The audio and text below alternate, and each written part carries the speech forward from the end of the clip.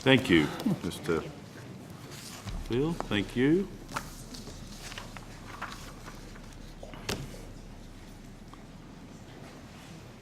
Senator Patrick. Okay, so we were talking about fire appliances at the airports. Actually, I was just trying to understand how this fits in. This kind of started off with us talking about Proserpine and the fact that we're going to get a fire station stood up in next year, Q4 of next year, I think it is, or Q2 of next year. Q4, so by 30th June 2020. Yeah. Yep. Okay. Q2 next, the end of Q2 next year. That led us to a discussion about fire trucks, but it sounds to me like you're actually in the process of procuring those trucks for that airport. Is that correct? No, so we'll be using our existing fleet and a reallocation of our existing fleet. Okay, so that's not the cause of the 4 years, which I might come back to, Chair. Yep. But just in relation to the fire trucks, so we're having a discussion, and I don't know who the expert is or whether... So reference our resident expert on they're actually not... They're interstate at the moment, so we got them to prepare a brief on the design rules, which we can table.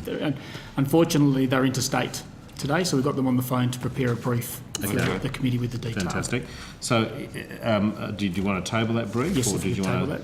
So that we can... We'll want to interrogate that. I'm not just going to sure. out in the open. So when you're finished, I'll... So, in that brief, so I was asking questions in the last session to try and understand what it is that might make a fire truck for Australia different to a fire truck for perhaps New Zealand. I was just looking, they got some new fire trucks in 2014.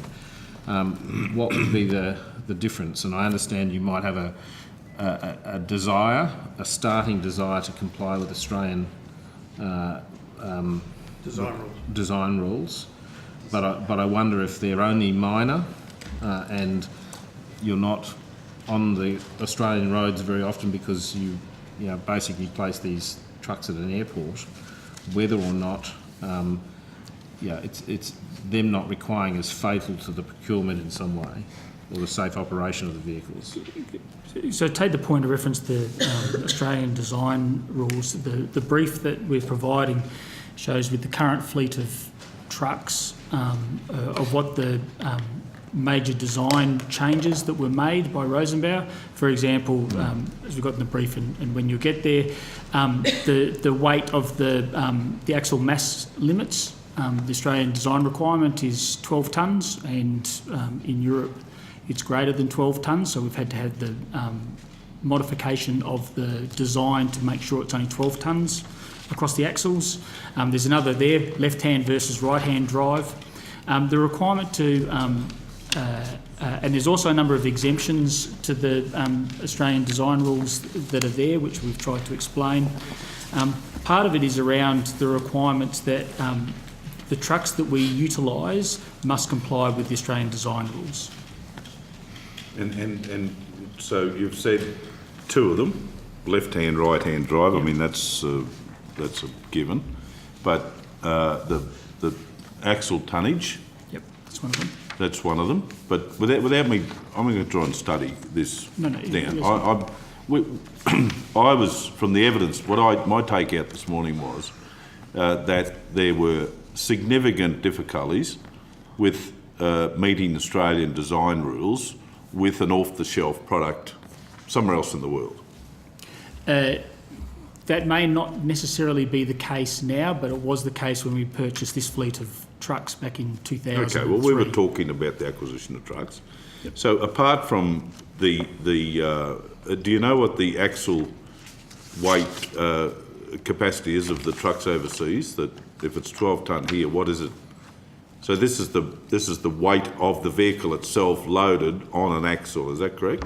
Yes. Yep. So what's there? What is the vehicle loaded if it's not 12 tonnes? How much does it offend? I don't know what the original design tonnage was, Senator.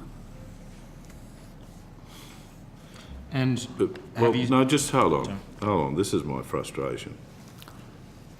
This is why we went away. You know it's a problem, but you can't detail the problem for us. I mean, if it were 12 tonnes and 1 gram, which I know it's not, Mr Harfield, but it helps me make the point, this committee may get very exercised to help you get an exemption from that. Right? So we need to know what we're dealing with, not just it's over 12 tonne, is it 40 tonne, 50 tonne, in which case we'll abandon the ideal. So if you've got these people, I'm sure you've told them to keep their phone handy, we'll ask that question. The left-hand, right-hand drive, I mean, that's a given. For these manufacturers, is it a big deal for them to switch from left to right? So Senator, we may be talking at cross purposes. This is a result of the current fleet of trucks that we procured in 2003-04. Yep. With the current fleet, the tender that went out required adherence to the Australian design rules. Understood. Rosenbauer decided to redesign their existing fleet to have a truck that met the tender. Compliant. As a result of that, we ended up procuring at that stage literally the production line because we're the only ones that use that modified vehicle. What we are now doing with the replacement of this fleet is that we'll be going out to tender again, and we're into a RFI to find out what is in the market today, which may mean that current off-the-shelf will be able to comply with the Australian design rules today. Back in 2003, it didn't, and this is the position that we're in. Yeah, but Mr Harfield, when we parted company here before lunch, we had established, I thought, colleagues can correct me, that one of the reasons it takes 3 years to get to Proserpine stood up was a delay in getting these trucks for all of these issues. Because of ADR. Now, hold on. No, let me finish. It'll save me coming back and back again. Now we understand that the trucks, the fleet that's going to Proserpine already existed. So it no longer contributed to the 3-year delay. What it may have contributed to is for you to replace the trucks that you're going to send to Proserpine wherever you took them from. And there's a delay in that. So in my mind, we were talking about into the future.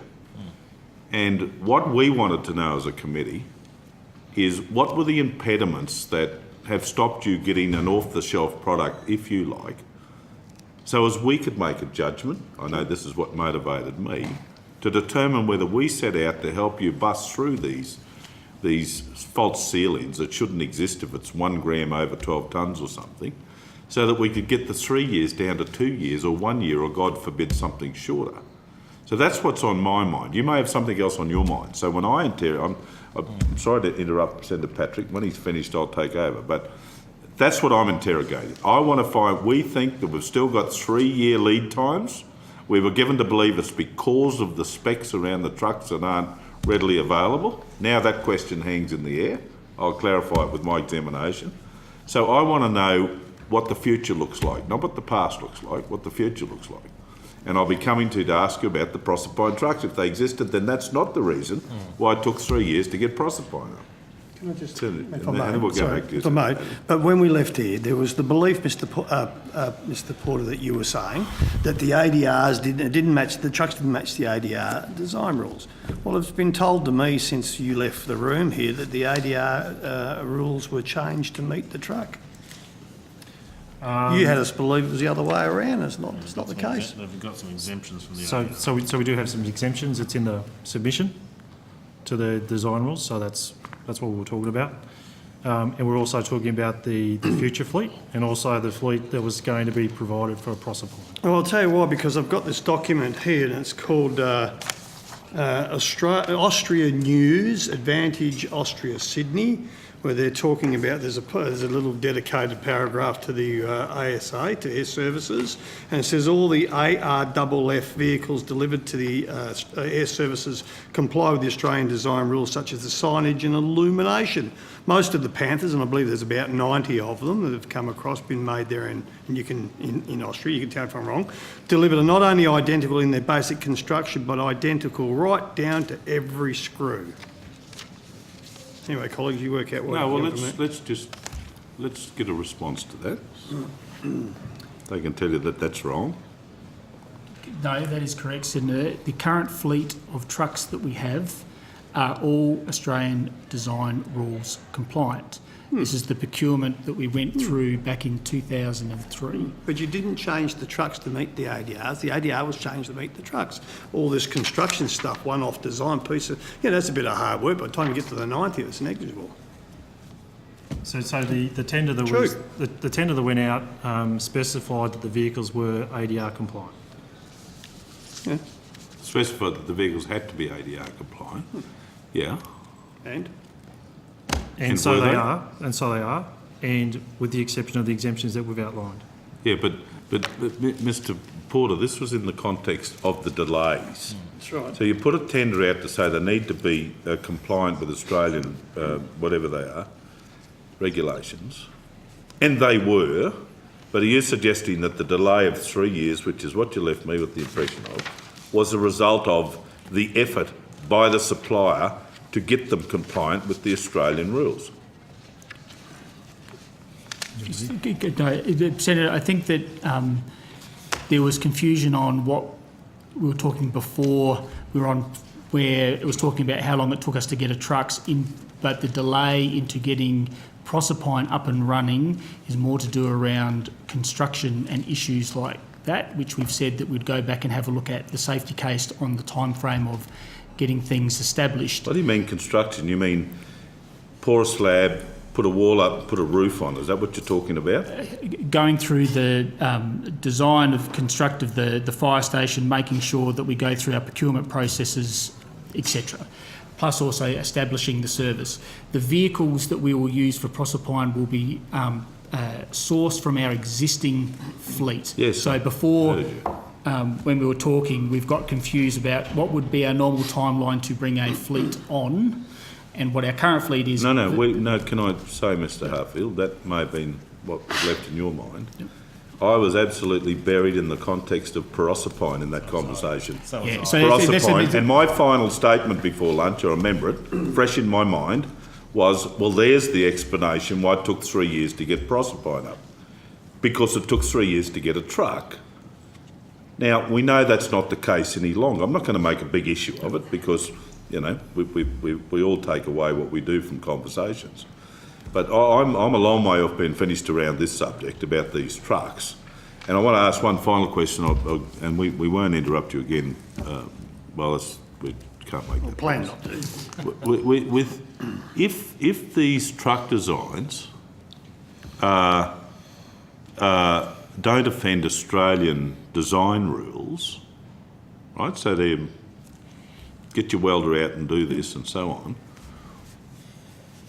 Why aren't there proponents in Australia who do complex vehicles, all sorts of them? Why aren't they out there bustling for the work?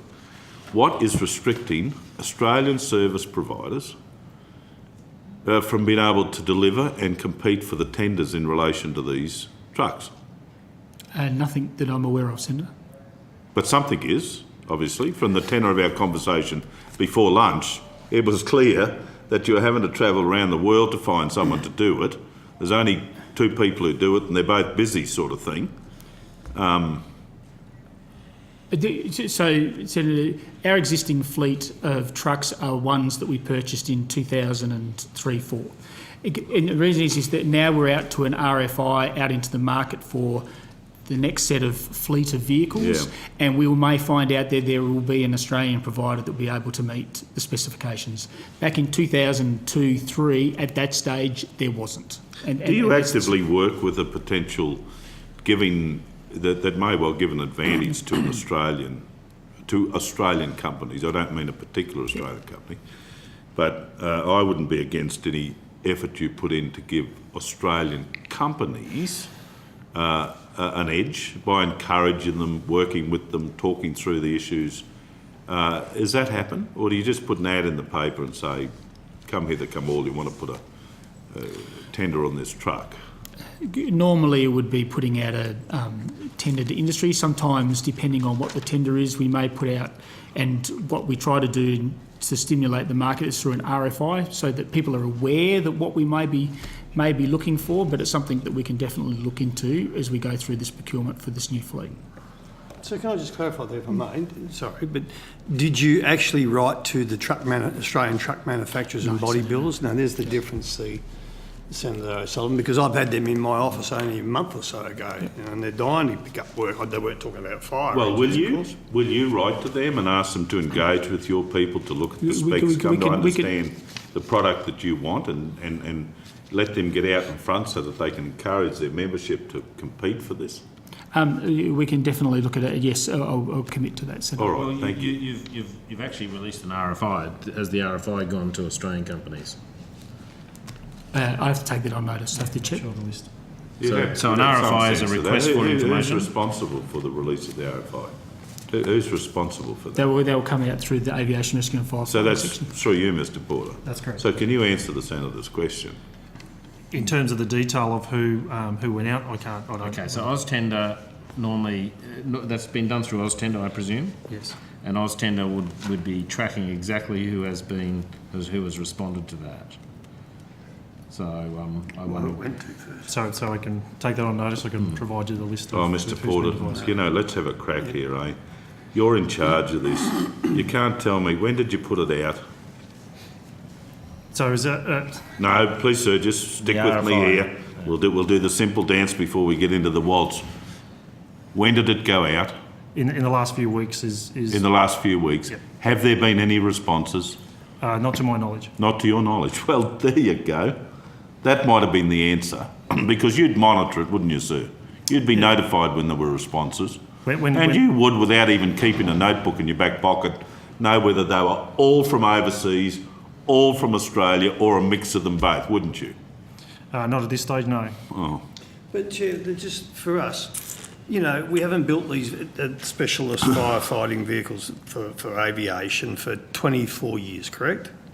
So if we just put out a tender saying, hey, this is the next model we want to go to, you could understand Aussies would probably think they're not even worried about us because they haven't even sat down and said, can you be part of the design and this is what we require. I think if I was an Aussie manufacturer, if I saw that just pop up in the paper, I'd probably think, bloody hell, we didn't stand a chance. They wiped us out 25 years ago, so what chance is there for us now? can I ask one other question?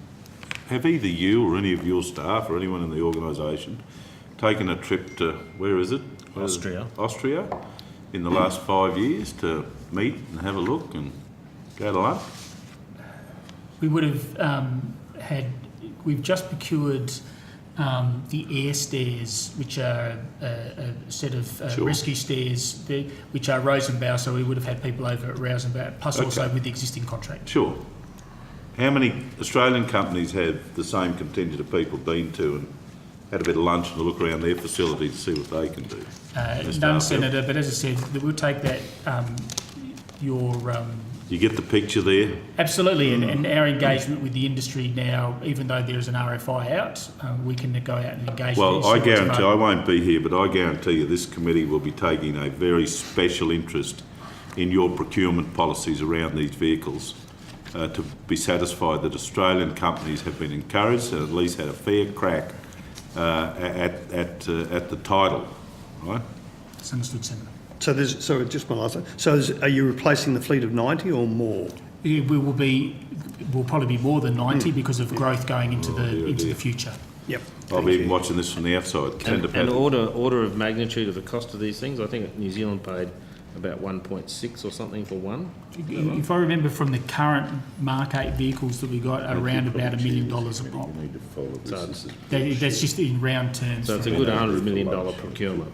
By the time Absolutely. you- That was 100 million projects. back then. That was back then, Back then. and there'll be more vehicles. Or 1 million per Yeah, vehicle so 20 odd years ago. I think New Zealand paid 1.6. 14 years ago, sorry. So On the latter thing, I just want to clear that on the latter thing, or any other acquisition you've had from that company, have they ever made any contribution whatsoever to the costs of the visitors from your department? Not to my knowledge, Senator, no. So they haven't said, send over 3 people, we'll pay you to come over to a seminar we got to have a look at our... No, we would be paying our own costs. Okay. Send it, Rob. So when an RFI goes out on this topic, does and I know you're committed to making sure the Australian companies who are operating in this space become aware, but does the RFI go out to individual companies or is it just made available? My understanding is, and there's others more familiar with the procurement process, my understanding is it's made available on lost tender. There may be some people that are approached to sit there and say there is an RFI or an advertisement that there's an RFI out, but it wouldn't be going necessarily to individuals concerned, unless it's a restricted RFI. But I mean, my concern there is then, as a matter of getting the most competitive price, the most competitive tender for the Australian taxpayer, you would want the widest possible audience to that RFI. So unless you go out and make sure that you contact as many suppliers as possible, including the Australian suppliers, you don't know whether you're actually going to get the broadest range of applicants possible to the process. Depending on our understanding of Like the market. you may only get the one supplier you already use because they're going to be in contact with you already. We try to source, and part of the, whether it's an RFI process, but some of the preliminary work is try to explore what the market is available. And as I said, in this case here, we need to do some more. But most of the times, depending on what type of equipment is, it's how familiar you are with the market to whether you would capture everybody or not. It's how familiar you... But, I mean, Yes, by definition, you should be familiar with the market. Senator, maybe if I can add. So the request for information process is about discovering the market and getting a good understanding of it. It's not actually moving to the tender process itself, where it's issuing out to say, we now want providers to supply against it. So there's still the opportunity that we talked about to expand the market through that discovery, to understand through this part of the process what the market actually looks like. Based on that information and that market assessment, which we've committed to making sure that we understand the Australian content, we would then form up a tender and then issue that tender to go into the competitive market at that point in time. And would both these stages be, apart from merely going up on a website, which I accept is advertising it, but would both these stages be well ventilated through the industry? Like, are there trade magazines? Are there forums in which you would actively promote the fact that there is an RFI and in the future a tender process available? Well, we just talked about that and the answer was no, they haven't. For the tender process, absolutely, Senator. We need to stimulate the market to make sure that we actually get the best outcome. And I think... Yeah, but you haven't done that with the RFI. Not sufficiently for the RFI, Senator, no. Senator Patrick, sorry.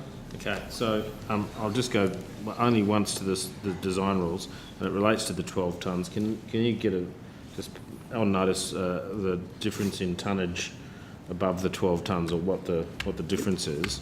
And I just wonder, once again, I use the example of a ship that must do 30 knots, whether or not you'd be in a position, if it was 12.5 tonnes, to go back and find out the reason why it's in the standard, which may ultimately never be affected by, never affect an operation of the firefighting service. You know, just to, rather than just go, there's a requirement we must meet, go back to the people setting the requirement, say, why did you pick 12.5 or 12 tonnes? And it might be because there's some road in the Northern Territory that will never be used by one of your fire trucks that has a limit on it or something. To wonder if you can go through that process. Okay, so we'll go back to the Proserpine delays. So it's not the trucks that are the delay. I'm just once again trying to understand, is there any other explanation for how long it's taken? And I do this in the context of, you might recall my former colleague Senator Xenophon somewhat annoyed at the speed at which you required people to upgrade to ADS-B. So it seems you place a requirement on aircraft operators to do certain things, but here we've got an instance where a regulation requires you to act. You've gone above 350,000 passenger numbers, but there's no requirement in terms of time under the Act for you to respond to stand up a fire station. In my view, that maybe there's a lack in the regulation that just has this open-ended requirement that at some stage after you've hit 350,000 passengers, you know, 10 years later you can have a fire station there. No, it doesn't. Well, how does it work then?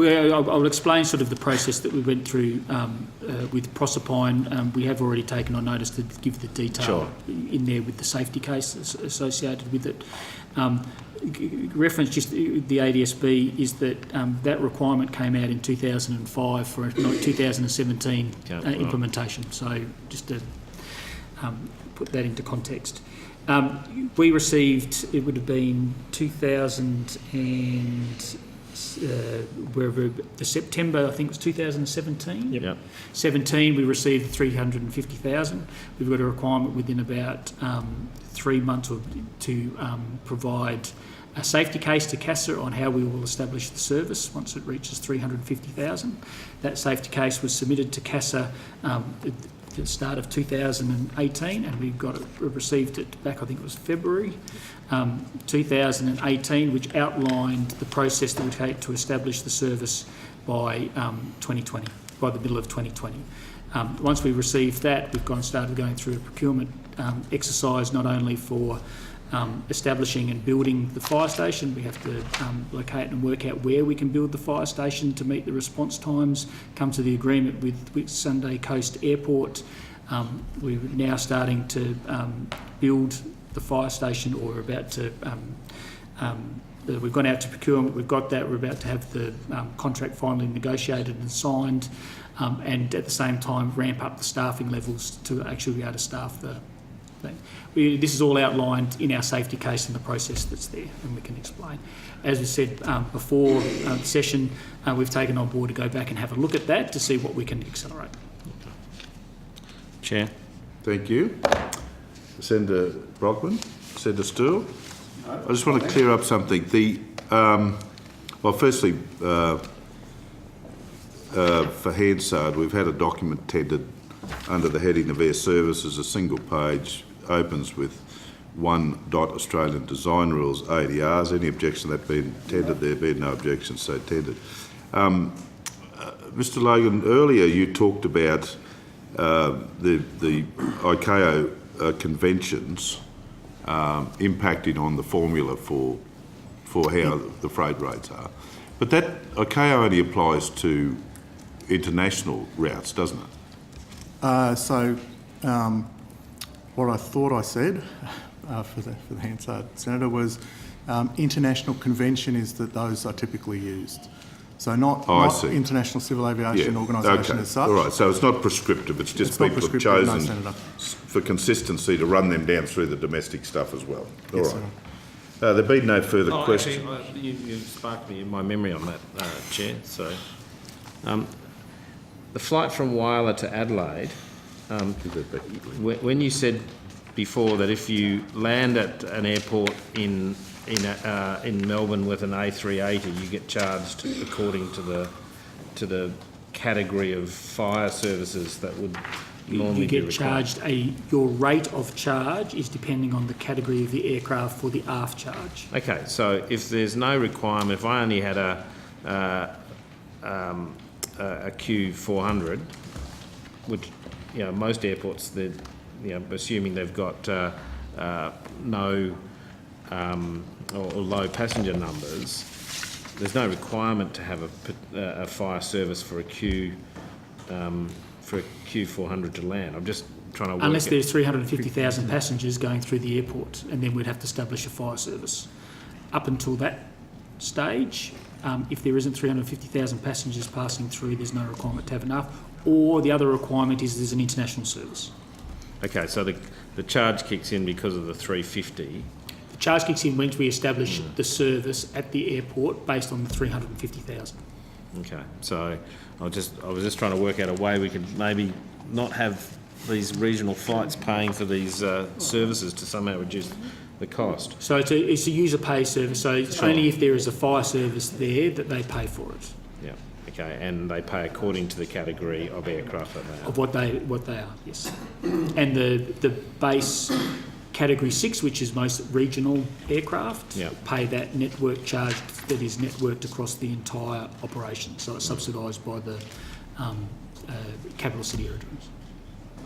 Okay, thank you. Thank you, colleagues. Mr Harfield, and through you to your officers, thank you for your preparation.